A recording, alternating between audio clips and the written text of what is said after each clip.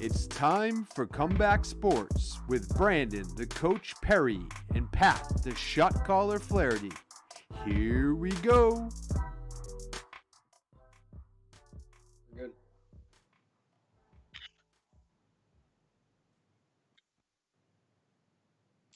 Hello, everybody, and welcome to our very first edition of Comeback Sports.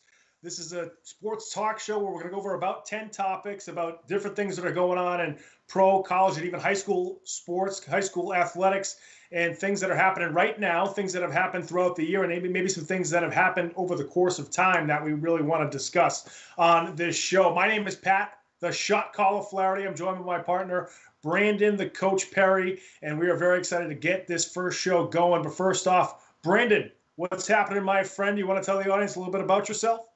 Hey, Pat, how's it going? That's right. I'm a coach. I've been coaching high school and college athletes for the past 10 years. Love sports. Sports is my life. So this is nothing new to me. I'm gonna love taking part in this show every week.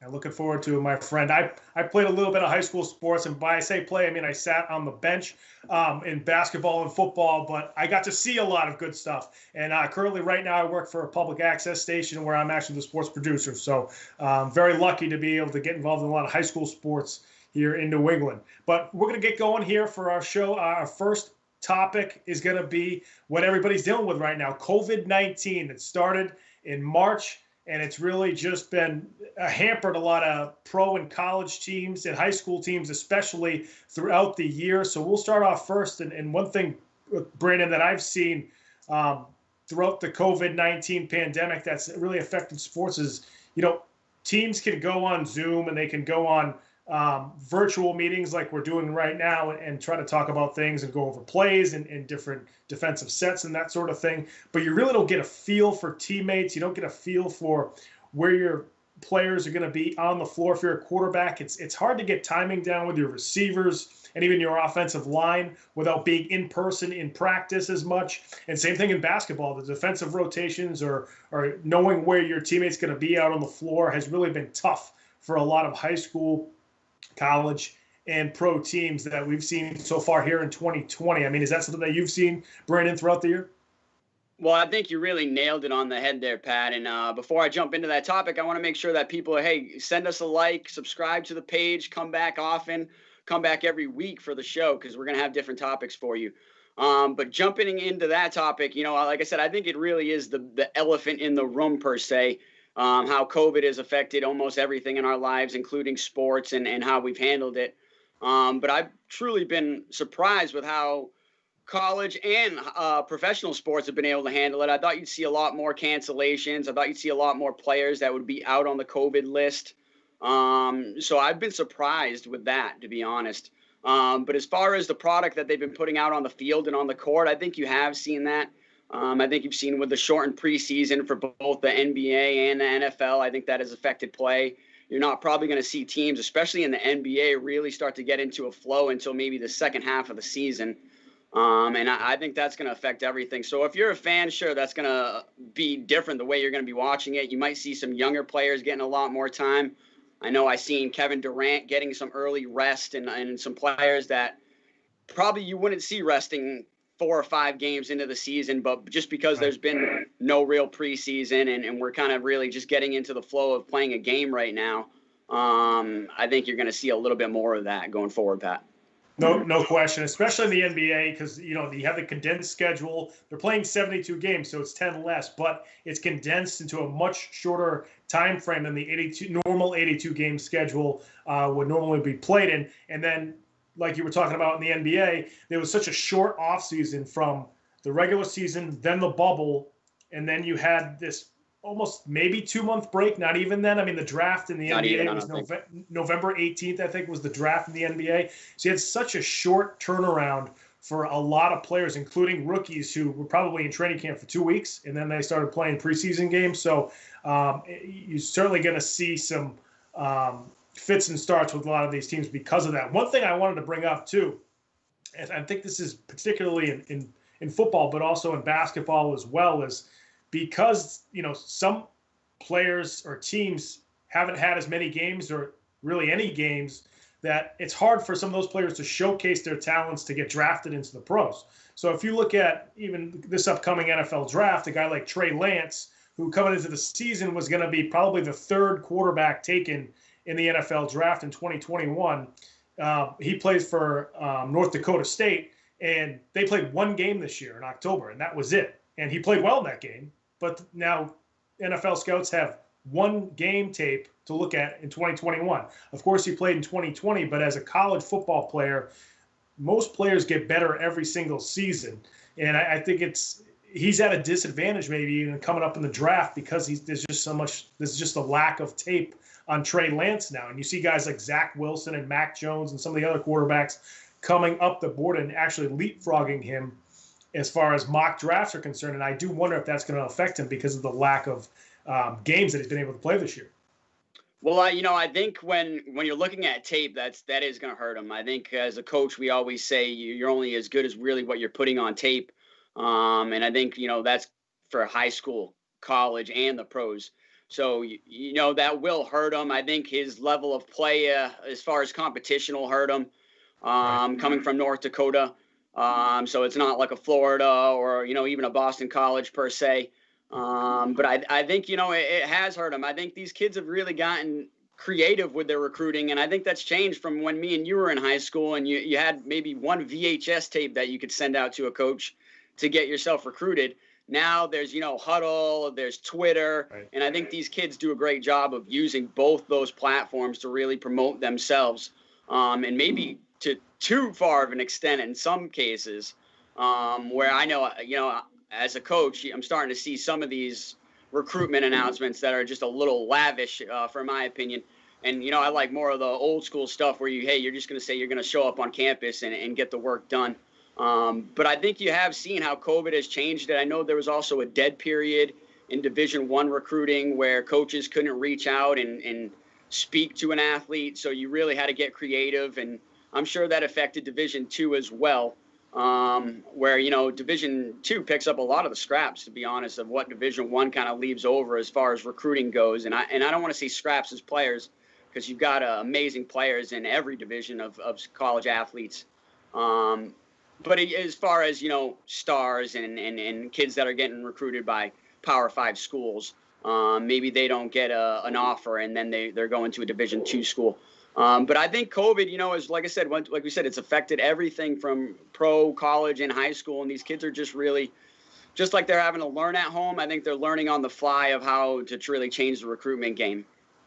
Yeah, it's interesting. We're on our second topic talking about recruiting, and for especially high schools, I know here in Massachusetts, there wasn't a high school football season in 2020.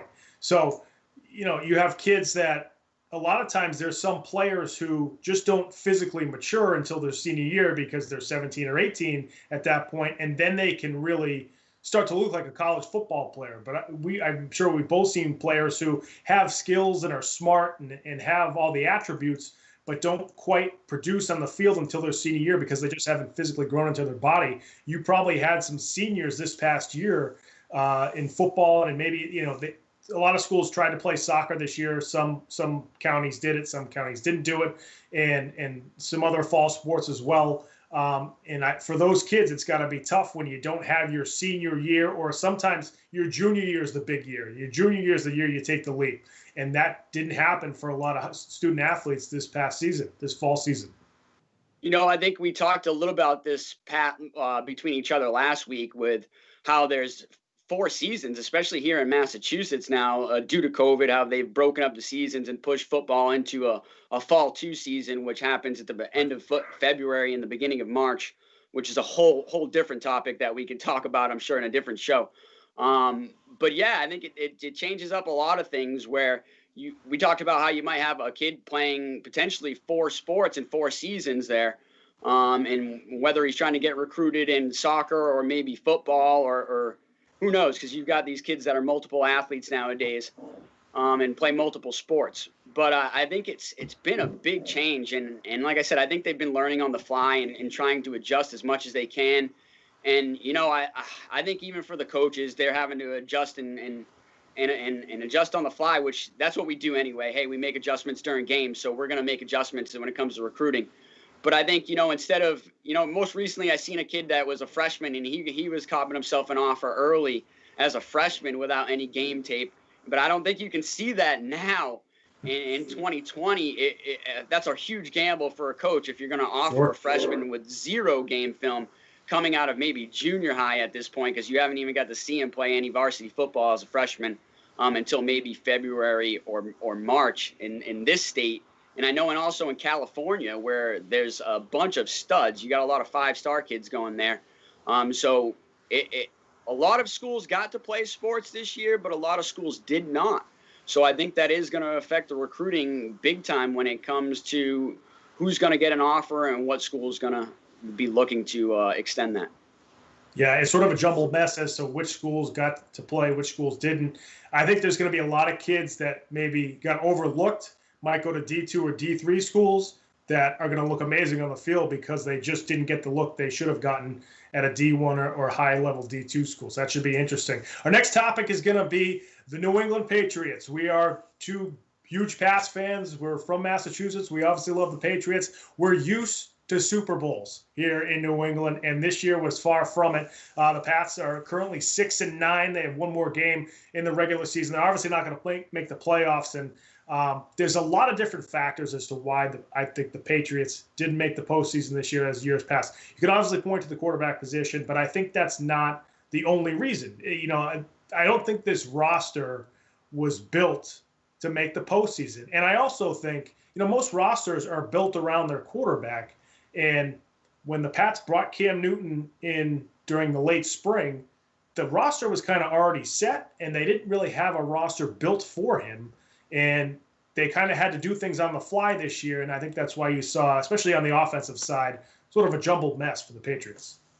Oh, I agree 100%. I mean, first off, yeah, we're used to the Patriots making the playoffs. And, this being our first show, we're covering some regional topics, but we're going to make sure we cover plenty of national ones. Oh, yeah. So make sure you're tuning in. You're coming back weekly. Make sure you're hitting that subscribe button.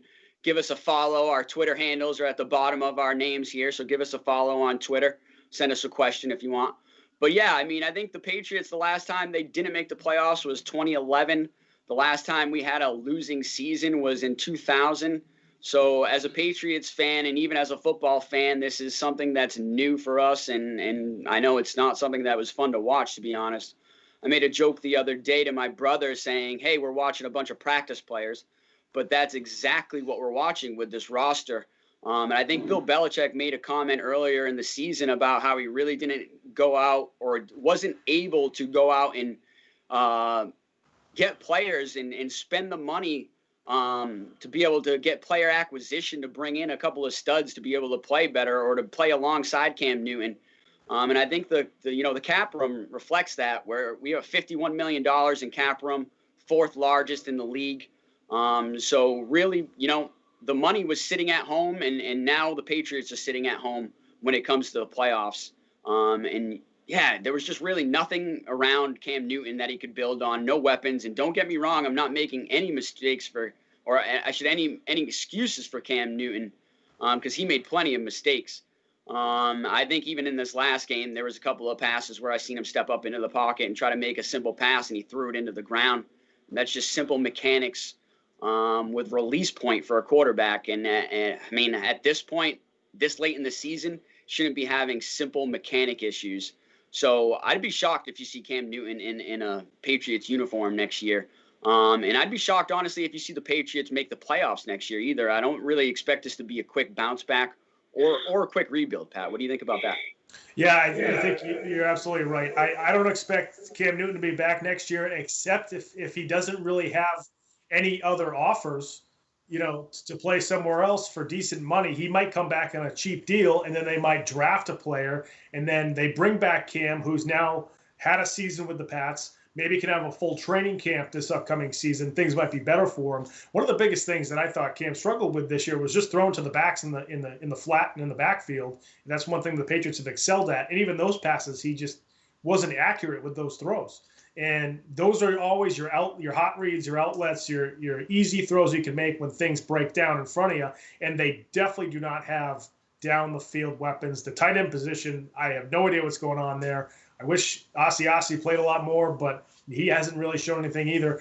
But they haven't really been able to take advantage of those short throws over the middle, and that's not really Cam's game. And I think one thing that we got to remember from last year is the Patriots acquired Mohamed Sanu with a second-round pick. They acquired Sanu to play with Brady. They didn't acquire Sanu to play with Cam Newton. So then when you came into this year, you have a first-round pick in N'Keal Harry, who still hasn't quite gotten there. Then you have Mohamed Sanu, who didn't even make the team because he wasn't really working with Cam.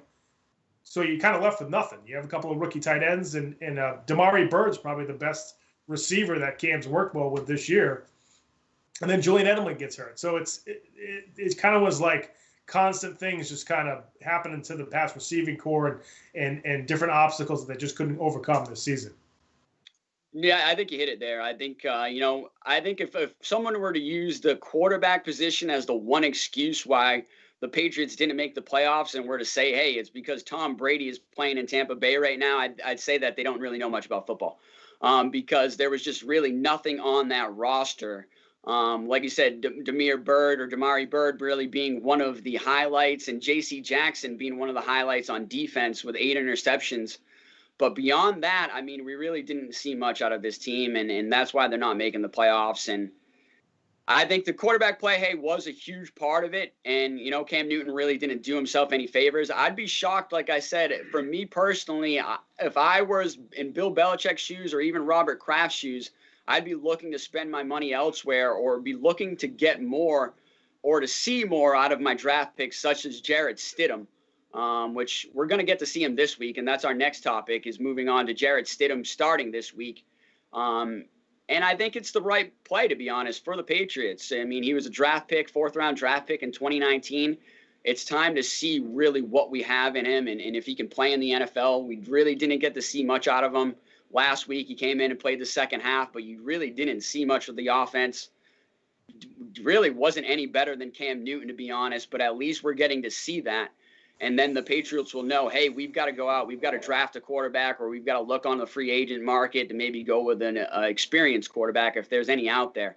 I know maybe, this is backtracking a little bit, but maybe not, because we're talking about the quarterback. I know in the offseason, Cam Newton was not my first pick to be able to play for the Patriots. I was really looking for the Patriots to target Teddy Bridgewater or Jameis Winston even. You got Jameis Winston as a backup in New Orleans, and you got Teddy Bridgewater playing in Carolina. But, I mean, to be honest, Teddy Bridgewater hasn't played that great himself, and he's looking to maybe be replaced. But who knows what he would have done in McDaniel's offense here in New England. So, but I'm looking to see what Jarrett Stidham can do on Sunday, and I'm sure the Patriots are too.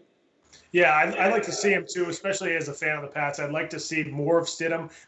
He didn't play well this past week, but there were some games where he did get into the game, and it seemed to liven up the passing offense. You saw N'Keal Harry catch a touchdown from him against the Chiefs. He came in a couple other games, and the ball just seemed to move better when he was throwing the ball, at least through the air.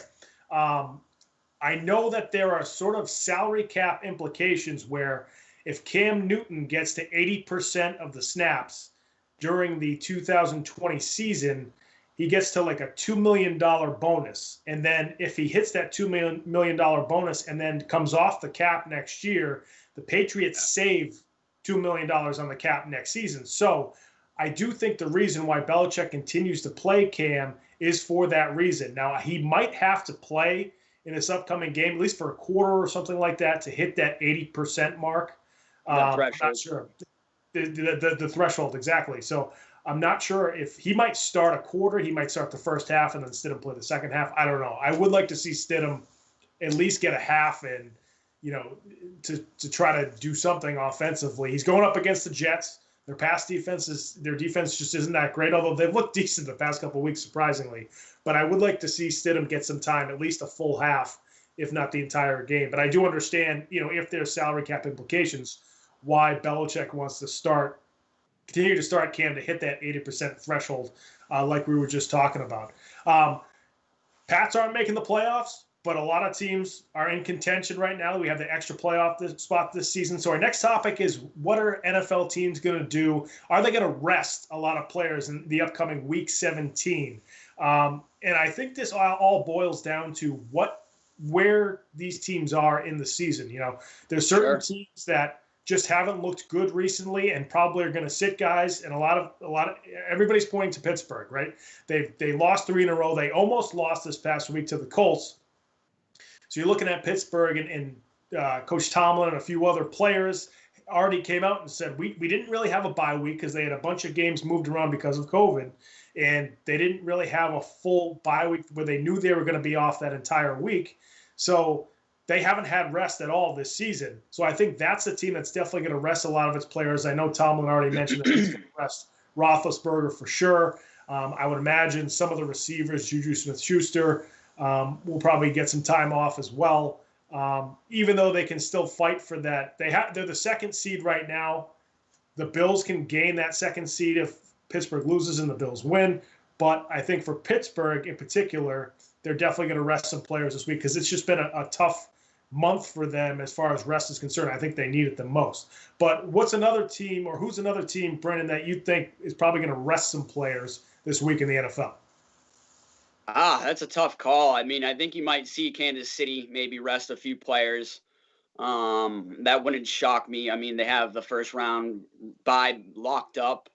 They have home field advantage locked up. So it really wouldn't shock me to see Andy Reid go ahead and sit down Tyreek Hill, Patrick Mahomes, Travis Kelce, some players like that could maybe need a little bit of additional rest going into the playoffs and can be still as explosive.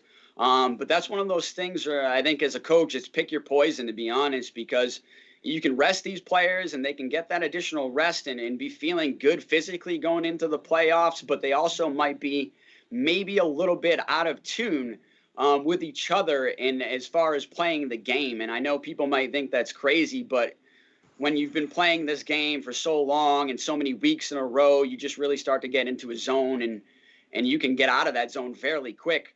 And so the rust could develop, and you can see that a lot of times with teams that have had that bye coming into the first half of the game, after the bye, having a little rust and not playing so good. So it's really, a balance of really what you want to do. But I think you hit it on the head there with certain teams and certain situations. I think we'll go ahead and get that rest and value that rest. I think Pittsburgh, they've had a couple of down games here recently. I think Juju Smith-Schuster dancing on the logo didn't help him any. Took that big hit in the game, and obviously they lost the game.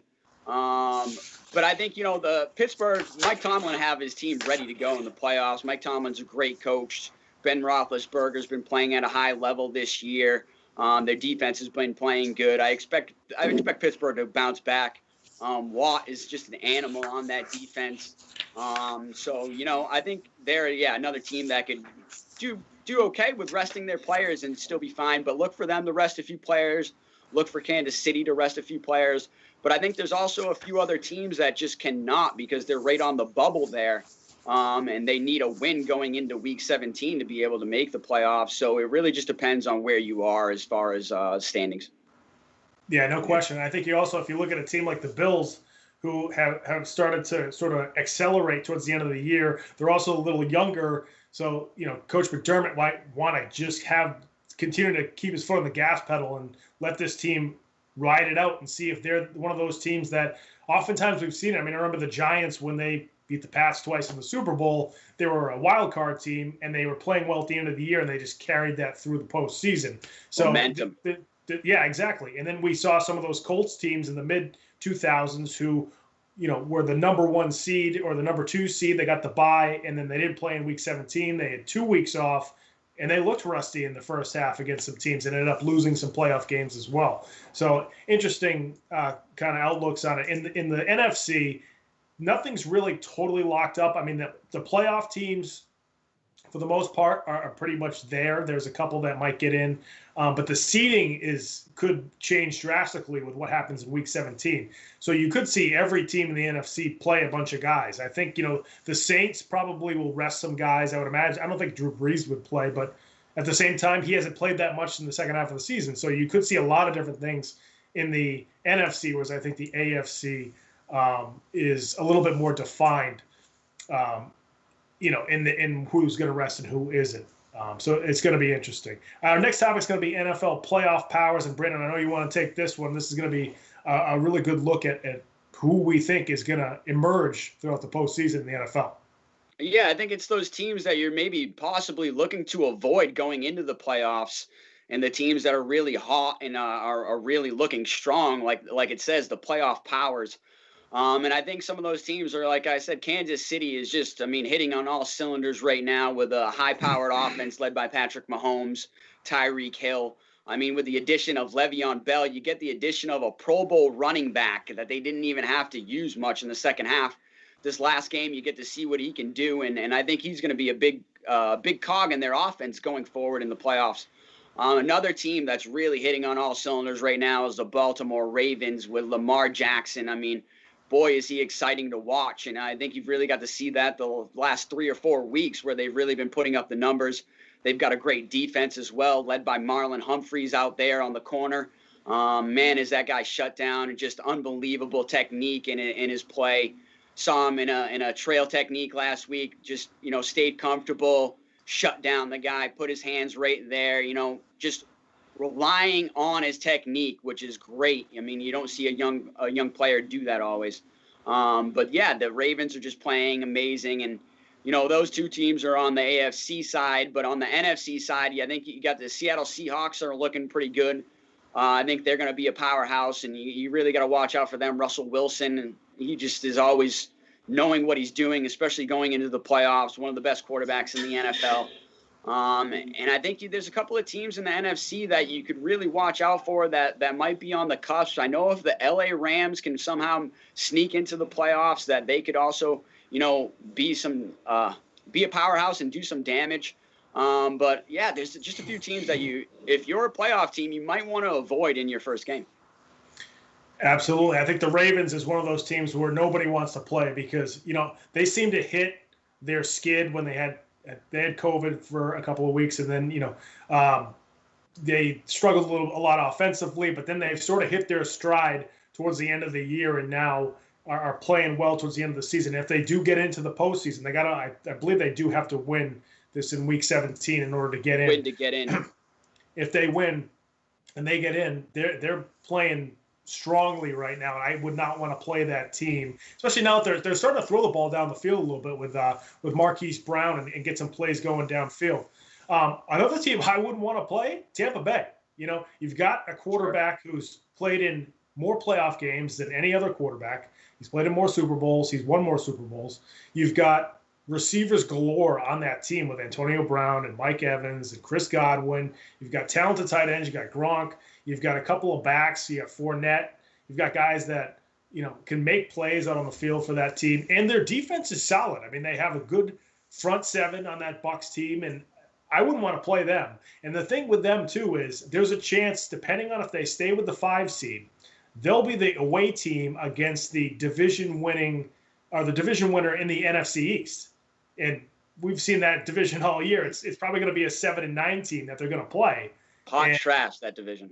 Yeah, exactly. It's a dumpster fire in that division. So they're going to play a team that's probably not a playoff team that's going to make it because of the division rules. They would probably easily get to the second round. Now you have a Tampa Bay team who's playing well. They've already got a playoff win, and then you're going to play them in the second round. That even though it's going to be an away game, home and away isn't going to be as big a factor this year because of the lack of fans at stadiums, if fans at all. So sure. I wouldn't want to play Tampa Bay at all either. I think that's another big team there, Pat. I'd like to say something on that with Tampa Bay. I think you hit it on there. I mean, what a contrast in offense. If you look at the Patriots offense compared to Tampa Bay's offense, you got one team with 0 weapons, and you got another team that's just got an endless amount of weapons there. Like you said, I mean, you got Ronald Jones was the other running back that I know you wanted to name. Ronald Jones, you got Fournette, Gronkowski. You got Cam Brate as another tight end that I think gets overlooked. Godwin, AB, Antonio Brown, I think has done great in his comeback. He's playing great with Tom Brady. I would have loved to have seen that connection do a little bit more in New England. But yeah, and I mean, Mike Evans is one of the best wide receivers in the NFL as well. So I can't forget to say Mike Evans. But yeah, I think that's a tough team, and they are hitting on all cylinders right now. I think Bruce Arians is a great coach, has a great scheme, and I think you're starting to finally see that scheme come into play with all these new weapons to start really getting into that zone of playing together. I could see them doing something in this playoffs and going pretty far. And, talking about the playoffs, we're going to move on to the NCAA playoffs. And, I think NCAA should take a bite off the NFL when it comes to playoffs, because the NCAA system right now is completely broken, in my opinion. I think this year really highlights it too, where you have, the top 4 teams getting in. And I know that's an improvement from the past, where you only had the top 2 teams getting in by the polls, which, the polls were untrustworthy when we were just getting those top 2 teams. Sometimes you would get a traditional, real good number 1 team playing a number 2, but sometimes you would have a team sneak in there based off of maybe strength of schedule or whatever it may be, with the endless amount of things that went into the numbers there as far as that for 1 and 2. But now they've expanded it to top 4, and I think that was a great play. It was a nice addition, but I think even now you're seeing that that's just not enough. It's not enough teams. I think you need to expand that to at least 8 teams for the NCAA playoffs. So you got 130 teams in the football bowl series. So with 130 teams and you're only giving 4 teams the chance to play for the championship, I just don't think that's a good thing. So I would like to see an expanded playoff system with 8 teams getting in, the top 8 teams, where you'd see a team like Texas A&M now, being the 5th seed, getting a chance to play for a national championship. And I think they had a great season. I think they do deserve a chance to play for that national championship.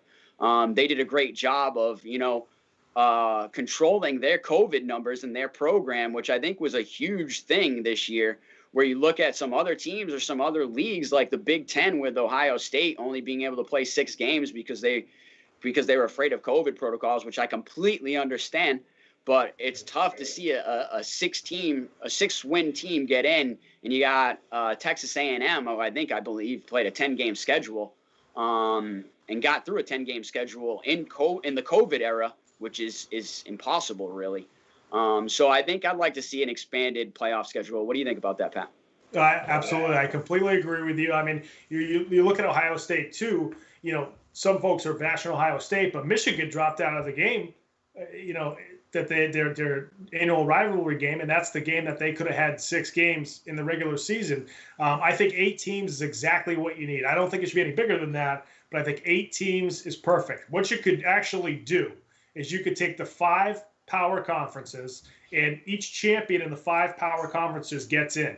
Then you have 3 at-large bids, right? So you might have a year where an Alabama's undefeated. They go to the SEC championship game. They lose to an Auburn or to an LSU. But because, they're still highly rated, they would still get into the playoffs. So that one game didn't determine their entire season. Then you could also have a Coastal Carolina, a Cincinnati, a team that's not part of the Power 5, but is either undefeated or has been a highly ranked team throughout the season, also get in. And when you have 8, you only have one more round. So you do the round of 8, the round of 4, then your national championship game. And the NCAA and conferences will love this. They're going to make more money. You have more playoff games. No, they love that. They're gonna be all sponsored by all these crazy advertising. The commercials are going to be crazy, like they always are in these playoff games. The NCAA and these conferences are going to make more money, and it's sort of during a time where it's in between semesters in colleges as well. So I think the players can do it. I know it's one more week. There's always been this sentiment that this is during the holidays. This is during times where players got to go see their families and coaches and so forth. A lot of these colleges are already playing during the holidays. And now with COVID, especially this year, they can't go home for the holidays anyway. So I think players would give up going home for Christmas if they knew they were going to be in the NCAA playoffs with that expanded 8-team playoff in college football. Yeah, no, I think it would be huge. I think it just benefits everybody. Like you said, it benefits the schools. It benefits the players. I think you would get to see, which I think fans have wanted to see in the past, a team like a Coastal Carolina get to play for the championship, or a team like UCF a couple of years ago that ran the table and went undefeated. They would have had a chance to get in there and play for the championship. But I will say this, and I know this will be a hot take, especially if you're from Coastal Carolina or UCF, those teams will get smashed. They will get smashed when they enter the playoffs. And but the fans will get to see that that's why a team like Coastal Carolina that doesn't really play a modified schedule is like the SEC and will face an Alabama and we'll just get embarrassed. So, I'd like to see an expanded playoff system. And I think what the one you just said is amazing with the 5 and then the 3 expanded roles as far as the outliers getting in. But I mean, like I said, I think if you get a Coastal Carolina team in there, maybe at the 8 seed having to play a number 1 seed Alabama, I think we will get to see that the difference in play when it comes to a school like Alabama and a school like Coastal Carolina. Hey, that's no question. Absolutely. I do think if you do have a Coastal Carolina get in there, they're the 8. You have an Alabama who's undefeated. They win the SEC. They're the 1. That you are sort of rewarding the number 1 team to try to be the number 1 team in the country by saying, okay, you're number 1. You get to play a Coastal. You get to play the 8 seed. And it's, hopefully it's not a walk in the park for those teams, but it is a slightly easier game than having to play. One year it could be an LSU or it could be a Big Ten team that's tough against a team like Alabama. So Sure. I think they should, either way, I think they should expand it to 8 teams in NCAA football. We're going to switch gears now to the hardwood, where I think we're going to talk about the Celtics for a little bit. As we mentioned, we're from Massachusetts. We're big Celtics fans here. Brendan, I know you want to talk about the Celtics outlook this season for a little bit. Yeah, I mean, I think the Celtics were hot. They came off a great season last season with that, abrupt ending of the season with COVID and going into the bubble. But I think they had a great playoffs there. I know obviously they lost to the Miami Heat, but you went to see the Miami Heat went on in the playoffs and had themselves a great series against the Lakers. But I think the Celtics look strong going forward. I know people are depressed in the years past of how we've lost Kyrie Irving and now we have to play against him. But I think the addition of Kemba Walker has proven to be a solid addition, and we really didn't lose much as far as I'm concerned with the addition of Kemba Walker. And once he can come back healthy this season with, Kemba Walker, Jason Tatum, Marcus Smart, Jaylen Brown, Daniel Tice, they've really got a solid team there. And you got the additions of a guy like Jeff Teague that just can come in and just light it up and put up points nonstop and play great on both ends of the floor. I think the Celtics are going to have a strong season again. You have a great coach. You have a great system. So I think you like I said, expect a strong season from them again. I expect to see them in the playoffs again, and hopefully they can do some damage going forward in the East. Yeah, I think the Celtics team is going to be good for a while. You got the two solid players in Jaylen Brown and Jason Tatum, who are going to continue to get better. Everybody talks about their age, and I know it gets annoying sometimes, but yes, they're only 23 and 22, and they are going to get better as their careers move on. Kind of like, I'm not comparing them to these two guys, but Steph Curry and Klay Thompson didn't win a championship their second and third years in the NBA. It was 3 or 4 years down the road, and then when some more veterans were acquired on Golden State, that's when they started to develop into a championship caliber team. I think one thing with the Celtics is when you do lose Gordon Hayward, who actually people forget, he was playing really well at the beginning of last season, and then he broke his hand, and then it was just the injuries continued for that guy, and things just never really fit with Gordon Hayward. But he was a ball handler and creator that they are sort of. It seems like they're missing that at the beginning of the season, and also without Kemba Walker, then you really do miss that here in December and probably throughout January. So I think the Celtics are gonna not struggle. I think they're gonna be fine, but I don't think they're gonna be, a month, 2 months into the season. I don't think they're gonna be a top 4 or 5 team just because they're resting some guys. Tristan Thompson's getting some time off actually tonight. And he's a veteran, so he needs some time to rest, and because of that condensed schedule. And then also Tatum and Brown are probably going to have to get some days of rest as well. Even as good a shape as those guys are in, as young as those guys are, they had a very short offseason. Like we mentioned at the top of the show, the NBA's offseason was really, really quick. And then they're going to rely on some rookies, a lot during the season because of the schedule. Peyton Pritchard's looked really, really good as the backup point guard for the Celtics this season. He looks like he's, because he was a 4-year senior, I think it was a lot easier for him to kind of jump in with all of his experience. I like to see Aaron Nesmith play a little bit more. They definitely need some perimeter shooting from someone on this team. So I think Nesmith, if he can get some time, will help that. Robert Williams needs to keep playing. I mean, the guy has skills. He has talent. He's got size, which they need. He needs to keep playing as much as possible. So I think some of these other guys are going to get some time. And then one of the things that we missed last year with a Robert Williams or a Romeo Langford is that once the pandemic hit and they had that long layoff, that's when Robert Williams was coming back from an injury, and he started to play relatively well. And then the pandemic hit, and then he had to sit again. Same thing with Romeo Langford. He was in his rookie season. He finally started to get some time, was playing well defensively, and then the pandemic hit. So I think for those guys to get a lot more time, and hopefully Langford comes back from his injury pretty soon. But Williams, Pritchard, Nesmith, those guys need a lot of time to get some experience. And their record might suffer a little bit for the Celtics, but I think in the long run it's going to help them with their depth throughout the 2020-2021 season. But they're going to be fun to watch, as they always are. Next topic here, topic number 9. We're going to stay in the NBA, and a huge injury happened just a couple of nights ago. Spencer Dinwiddie of the Brooklyn Nets tore his ACL. I think it was originally thought to be a partial tear. There was rumors that he might try to come back at the end of the season. I believe now it's a full ACL tear. He's done for the year. And when you look at the Brooklyn Nets, and they dismantled the Celtics on Christmas Day, Kevin Durant looks like he never had an Achilles injury. I mean, he looks unbelievable. And then Kyrie, when he wants to, can really turn it on. As long as those two guys are healthy, I think they're going to be fine. But that's the thing. We've talked about the condensed schedule. We've talked about the short layoff, and those guys had a longer layoff because they didn't play. You know, Durant was recovering from an injury. Kyrie didn't play in the bubble. So they've had a lot of time to rest. But Spencer Dinwiddie, Karis LeVert, who's still on the team, obviously, and playing well, those were the guys that on some off nights for Durant and Kyrie were going to kind of carry the load throughout the regular season. You need guys like that in a handful of games every year to kind of win you a few games so that your stars don't have to bury that burden and carry that burden throughout the regular season. So when the playoffs come, those guys are fresh. So now with Dinwiddie out, LeVert's going to have a little more pressure on him, and Durant and Kyrie are going to have a little more pressure on them in a shortened season. So I think that's the biggest thing that if I'm the Brooklyn Nets, I got to worry about with the Spencer Dinwiddie injury is the wear and tear on your two veterans, especially throughout the year. Yeah, I think that's something new coach Steve Nash is going to have to balance and weigh out throughout the season is when do I rest Kyrie and when do I rest Kevin Durant? Right. I think that Dinwiddie injury was a big one for them because of, the defense that he brings, the offense that he brings, the experience that he brings.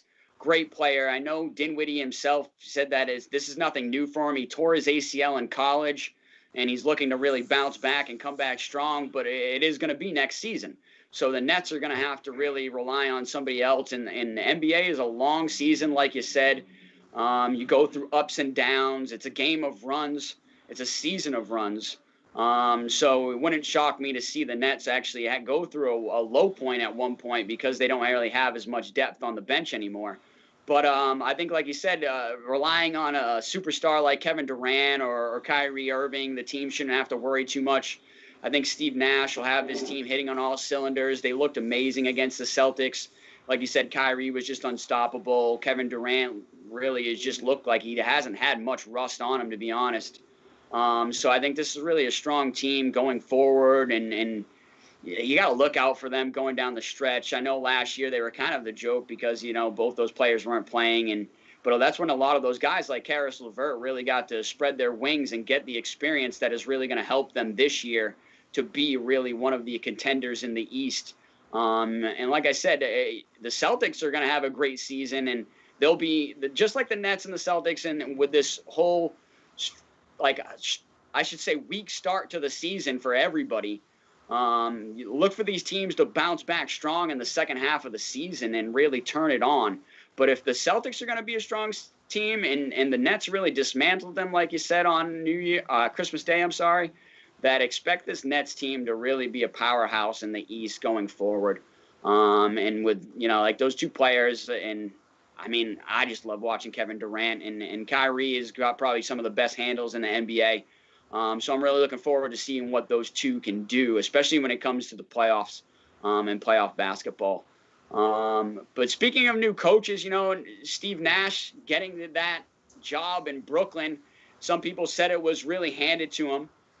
So let's move on to this in coaches and how coaches get their jobs, and to be honest, the lack of black coaches in professional sports, and the lack of black coaches in college sports, and honestly it can trickle down to even high school sports, sadly. And I mean, if you look at it, let's just look at college football. They did a study on college football most recently. You have 130 football bowl series teams, and you had at that time only 13 head black coaches. And I mean, just look at those numbers, and I think it's even dwindled more at this point with Mason getting fired at Vanderbilt and Kevin Sumlin getting fired at Arizona. So you arguably have only 11 black head coaches out of 130 in the football bowl series.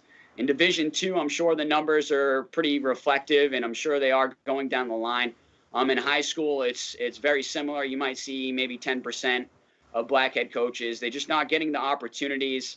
And then even in pro sports, you're seeing them not get the opportunity. Like a guy like Eric Bieniemy, who's the offensive coordinator for the Kansas City Chiefs, has deserved an opportunity, and has yet to get that opportunity. You got guys in college football like Ivan Jasper, the offensive coordinator for Navy, and Brennan Marion, a wide receiver coach at Hawaii. Just offensively great minds that, could lead a program, great men of character that could lead a program. And they're just not getting the opportunity. And you have to ask why.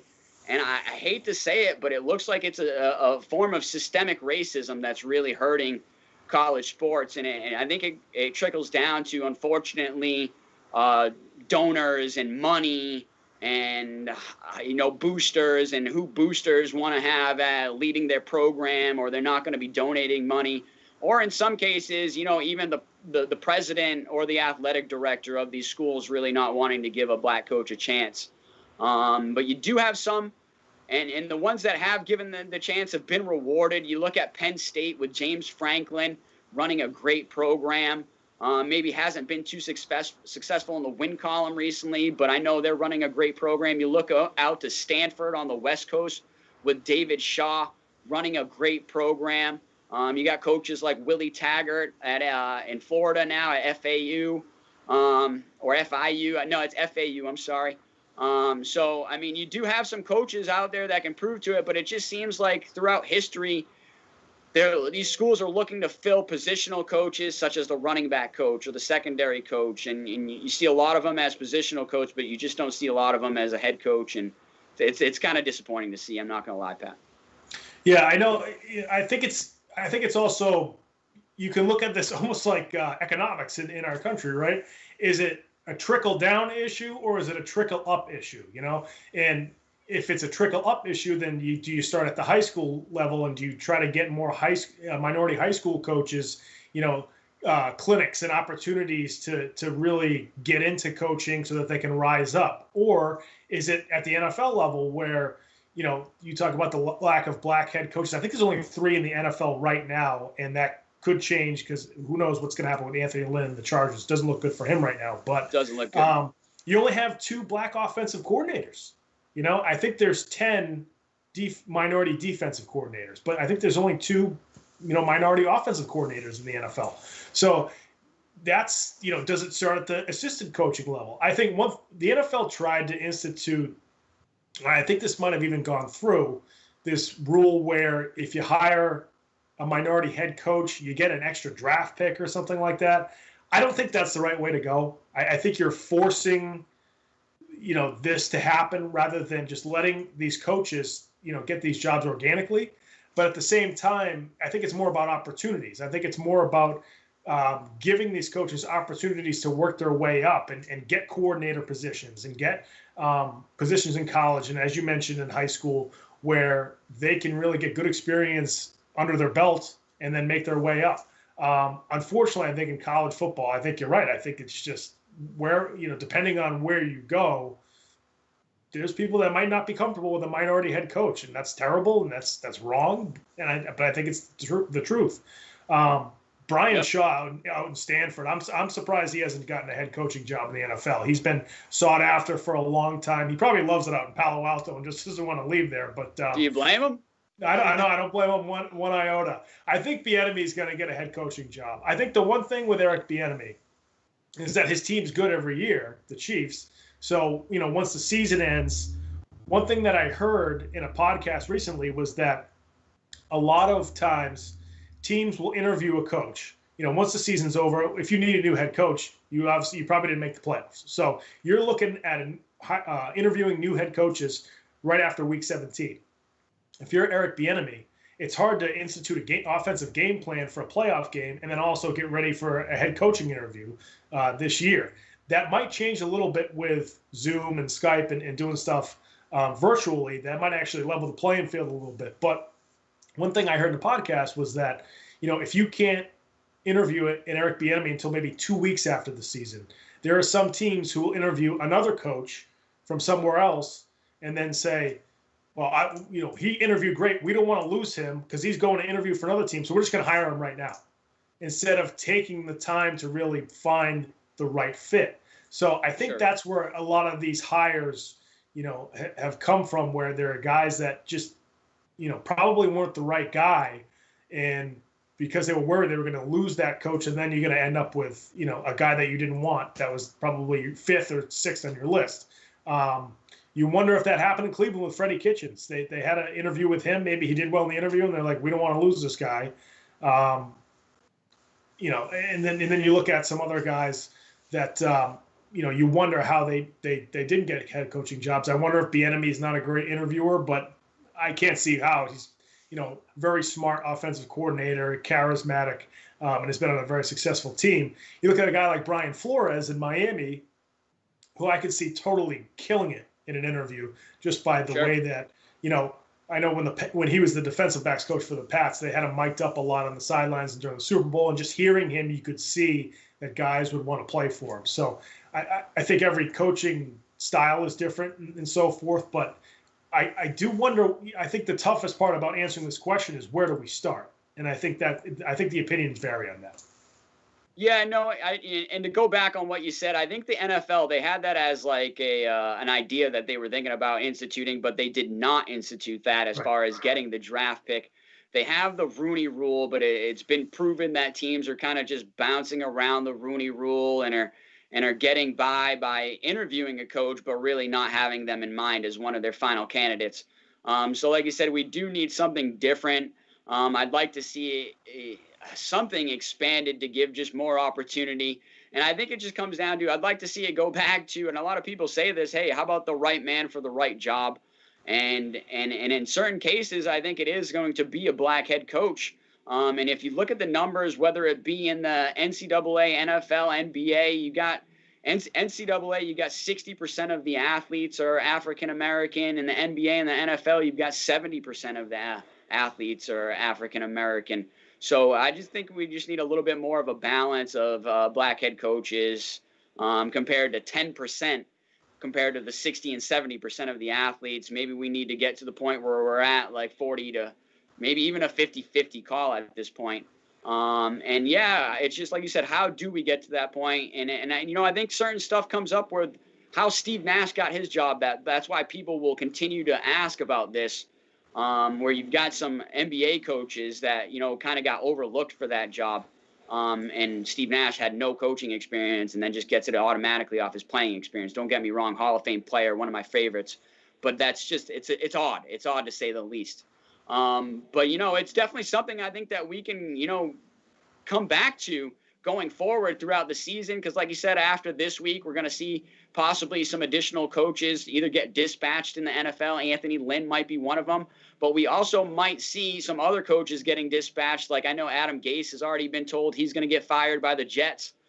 So you might get some opportunities that might open up for some other coaches. So, yeah, I think this is a topic that we'll definitely have to come back to, Pat, and maybe in the future down the line. But I think this has been a great show, Pat. For our first show, we really covered all the topics, and I thank everybody for tuning in. And like I said, give us a follow, give us a subscribe, shoot us a like. Follow us on Twitter. Our Twitter handle's at the bottom. And like I said, really had a lot of fun tonight, Pat. You did a great job. Thank you so much. I had a blast as well. We are going to visit that last topic again. I'm sure, like you mentioned, as coaches lose their jobs and gain jobs in the NFL and in the NBA, we can talk about that more as well too, because I think that's going to be a topic of conversation in sports for a long time. But hey, I had a blast this week. I hope everybody who's watching at home had a good time. We covered a lot. We talked a lot. We had a lot of topics to cover, a lot of great ideas. If you want to make some comments on the YouTube page, or if you want to tweet at us and give us topic ideas that you want us to talk about, or if you want to comment on how we did in this first episode, make sure you do that. Like Brandon said, our Twitter handles are on the bottom of the page. And I think this is a great episode, folks. Thank you so much for tuning in to Comeback Sports. This is our first edition. We're going to try to come back and come back often. Exactly. Come back every Wednesday. We're going to try to do it every Wednesday right around 8 o'clock as we did tonight. We might be a couple minutes past, just depending on how technology works, because we're all using this technology now, whether we like it or not. So it's going to be very interesting going forward in a brand new year, 2021, where everybody's going to be doing fun stuff, because 2020, we are so happy that's going to be behind us in the next couple of days. But folks, thanks again for joining us. We'll see you next time here on Comeback Sports. Happy New Year, 2021.